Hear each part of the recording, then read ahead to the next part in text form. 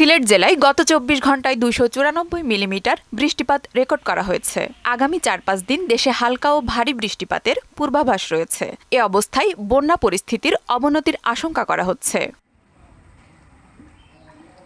এদিকে টানা বৃষ্টি আর উজানের পাহাড়ি ঢলে ফের বাড়ছে সুনামগঞ্জের সবকটি নদ-নদীর পানি। শহরের ১৬ঘর পয়েন্টে বিপদসীমার ২৭ সেন্টিমিটার উপর দিয়ে বইছে সুরমা। কয়দিন আগে বন্যা গেলে এখন আবার খুবই ভয়াবহ অবস্থা।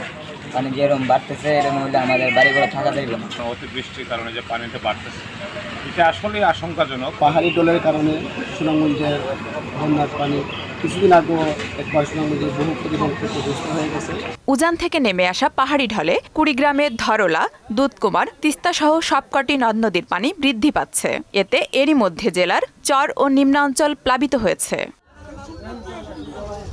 অন্যদিকে সিরাজগঞ্জে যমুনা নদীর পানি বেড়ে প্লাবিত হচ্ছে নতুন নতুন এলাকা। পাশাপাশি অব্যাহত রয়েছে ভাঙন। গত এক সপ্তাহে এ অঞ্চলে ১৫টি বসতঘর ও বিস্তীর্ণ এলাকার ফসলি জমি নদীগর্ভে বিলীন হয়েছে।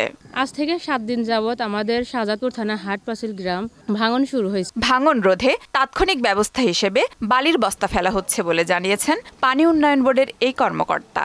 ভাঙন রোধে বাংলাদেশ পানি উন্নয়ন বোর্ড কর্তৃক সেখানে পর্যাপ্ত পরিমাণ জিও টিউব ডাম্পিং করা হচ্ছে। এছাড়া আমাদের উক্ত এলাকায় একটি প্রকল্প রয়েছে। এই প্রকল্পে আমাদের সিসি ব্লক ম্যানুফ্যাকচারিং প্রক্রিয়াধীন রয়েছে। ম্যানুফ্যাকচারিং শেষ হলে আমাদের কিন্তু স্থায়ী যে তীর রক্ষা বাঁধ সেটি নির্মাণ শুরু হবে। এছাড়া টানা বর্ষণে ফেনীর মুহুরী নদী